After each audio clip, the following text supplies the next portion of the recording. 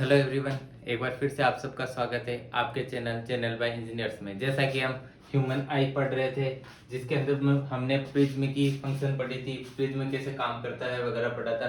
Prism से कैसे एक वाइट लाइट एक स्पेक्ट्रम में कन्वर्ट हो जाती है, जिसमें 7 कलर होते हैं रेनबो वाले, जो हमने पढ़े थे। अब हम पढ़ते हैं आगे टॉपिक रेनबो, जो किस तरह काम करता है, प्रिज्म की तरह काम करता है रेनबो। रेनबो में क्या फंक्शन होता है? Dispersion of sunlight. सनलाइट का क्या होता है? डिस्पर्जन। कल हमने देखा था प्रिज्म के थ्रू डिस्पर्जन ही देखा था व्हाइट लाइट का। उसी तरह यहाँ पे डिस्पर्जन होता है किसका? सनलाइट का। और किसके थ्रू? टाइनी वाटर ड्रॉपलेट, जो बारिश की बूंदे होती है उसके थ्रू डिस्पर्जन होता है किसका? सनलाइट का। और डिस्पर्जन से जो रेनबो जो कलर दिखाई देते हैं उसको हम क्या बोलते हैं? रेनबो। ठीक है। रेनबो ऑलवेज फॉर्म कहाँ बनेगा? डायरेक्शन ऑपोजिट टू द सन। सन जिधर की साइड है उसके ऑपोजिट डायरेक्शन में से क्या बनेगा?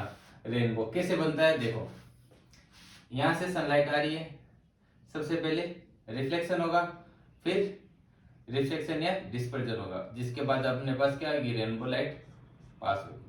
आ रहा समझ में? व्हाइट लाइट गई, वाटर ड्रॉपलेट से रिफ्लेक्ट हुई और रेनबो लाइट अपन को मिली, या रेनबो स्पेक्ट्रम अपन को मिला। देखो क्या होता है इसके अंदर, वाटर ड्रॉपलेट होती है, वो किस तरह काम करती है? लाइक स्मॉल प्रिज्म, प्रिज्म की तरह काम करती है। क्या होता है इसके अंदर? पहले रिफ्लेक्ट होती है, फिर डिस्पर्ज होती है लाइट। कौन सी? Incident light. जो इंसिडेंट लाइट या सनलाइट आ रही है, ये पहले रिफ्लेक्ट और फिर डिस्पर्ज होती है।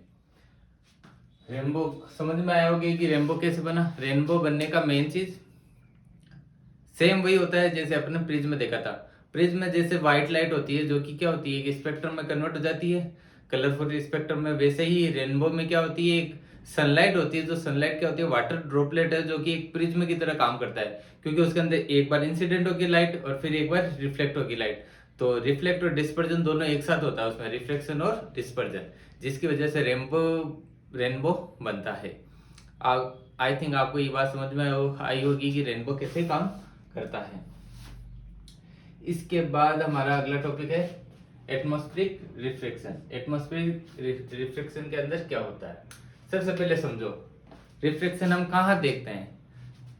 बहुत बार हम, जैसे गर्मी होती है बहुत सारी, आज समझो कि यहाँ पे बहुत धूप पड़ रही है, 40 डिग्री टेम्परेचर है, राजस्थान वाले अक्सर ये रिफ्लेक्शन वाले प्रोसेस देखते हैं।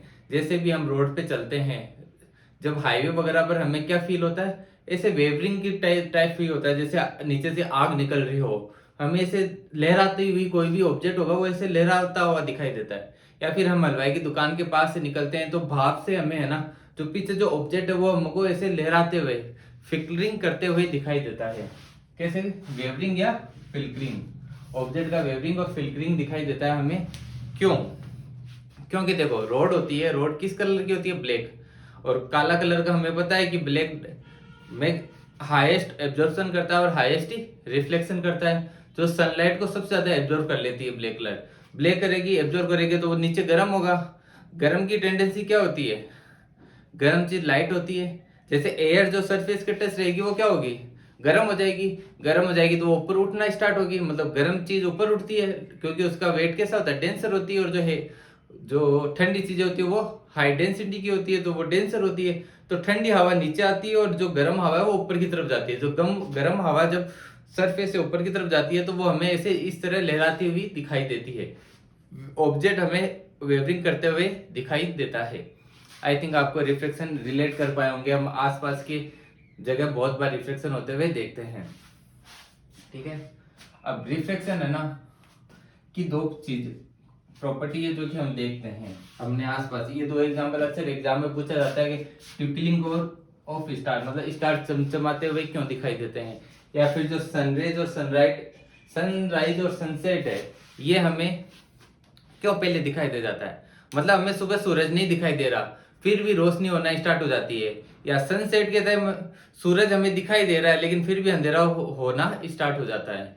तो सनराइज और सनसेट की प्रोसेस किस तरह काम होता है? सनसेट तो डिले हो जाता है और सनराइज जल्दी हो जाता है। तो ये कैसे हो रहा है? ये भी प्रोसेस किसके होते हैं? कहीं ना कहीं ये रिफ्लेक्शन की वजह से होता है। चलो हम समझते हैं रिफ्लेक्शन में किस तरह ये काम करता है। सबसे पहले हम समझते हैं ट्विंकलिंग ऑफ स्टार, स्टार का चमचमाना।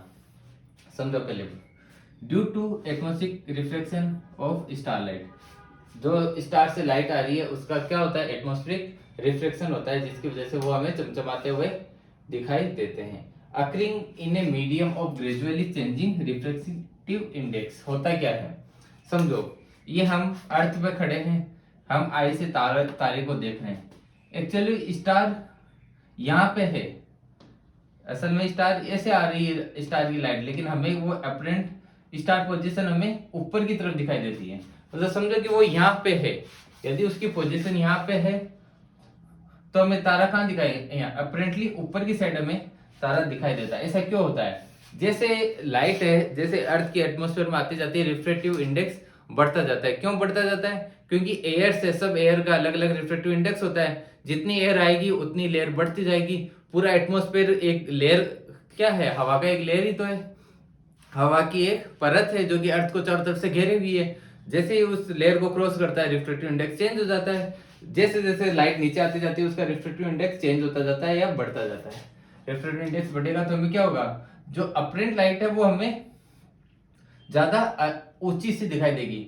मतलब यदि तारा सामने है तो हमें ऊपर से लाइट, मतलब तारा हमें ऊपर की तरफ दिखाई देगा, यानी अपरेंटली पोजीशन अप की तरफ हमें पोजीशन दिखाई देती है। लिखा हुआ है ना, the star appears sunlight by higher above view near the horizon, किधर की तरफ हमें दिखाई देता है, होरिजन की तरफ हमें दिखाई देता है। Apparent position star is not stationary, ये मैंने बताया था कि जो पोजीशन है तारे की वो स्टेशनरी क्यों नहीं दिखाई देती, क्योंकि रिफ्रैक्टिव इंडेक्स हर पोजीशन पे चेंज होता रहेगा। यदि रिफ्रैक्टिव इंडेक्स चेंज होता रहेगा तो हमें पोजीशन भी अपरेंट पोजीशन है, जो कि अपरेंट यानी आभासी पोजीशन हमें चेंज होती हुई दिखाई देगी, और हमें जनरली कहाँ दिखाई देती है, above the actual position. Actual जहाँ तारा है उसके ऊपर की तरफ हमें अपरेंट पोजीशन दिखाई देती है, मतलब हमें तारा जहाँ है उससे ऊपर की तरफ दिखाई देता है। आई थिंक आपको ये बात समझ में आई होगी कि ट्विंकलिंग ऑफ स्टार भी किसकी प्रॉपर्टी है, एटमॉस्फेरिक रिफ्लेक्शन की। एक और प्रॉपर्टी होती है एडवांस सनराइज, मतलब सूरज दिखने से पहले हमें रोशनी स्टार्ट हो जाना दिखना, और डिलेट सनसेट, सनसेट को लेट करना, मतलब सूरज ढल चुका है फिर भी रोशनी रहती है। तो ये किस तरह काम करता है, ये भी किस पर डिपेंड करता है, एटमॉस्फेरिक रिफ्लेक्शन के ऊपर। देखो होता क्या है, हमें सन विजिबल होता है 2 मिनट पहले सनराइज होने के, और सन हमें 2 minute after actual sunset, sunset होने के एक्चुअल 2 मिनट बाद हमें सन मतलब अंधेरा होना स्टार्ट होता है, या डार्क होना, नाइट होना स्टार्ट होती है। तो ये किसकी वजह से होता है, रिफ्लेक्टिव एटमॉस्फेरिक रिफ्लेक्शन की वजह से। होता क्या है, समझो कि अर्थ की सरफेस पे एब्जॉर्बर है, उसको ओरिजिन मतलब कि लाइट, सन तो यहाँ पे है, सन एक्चुअली ढल चुका है, लेकिन हमें अपरेंटली सन कहाँ दिखाई देगा, ऊपर की तरफ। वहां भी अपन ने देखा था स्टार हमें अपरेंटली कहाँ दिखाई देगा, ऊपर, क्योंकि रिफ्रैक्टिव इंडेक्स की वजह से जैसे जैसे लाइट सरफेस पे आती जाती है उसका रिफ्रैक्टिव इंडेक्स बढ़ता जाता है। तो हमें अपरेंटली सन है जो कि ऊपर की तरफ दिखाई देता है, असल में सन है जो कि क्या हुआ, छिप चुका है, लेकिन वो हमें अपरेंटली ऊपर होता है तो हमें वो दिखाई देता है, ऑब्जर्वर को दिखाई देता है कि सन अभी तक छिपा नहीं है, क्योंकि हमें लाइट कहीं और से आती हुई दिखाई देता है। सेम ऐसे होता है कि सनसेट की तरह ऐसे काम कर रहा है। और जब हम मतलब कि ये समझो, सुबह सन को उगना है, सन उगा नहीं है, लेकिन क्या होगा, रिफ्रैक्टिव इंडेक्स की वजह से लाइट अपरेंटली ऊपर दिखाई देगी तो हमें जल्दी रोशनी दिखाई देने लग जाएगी।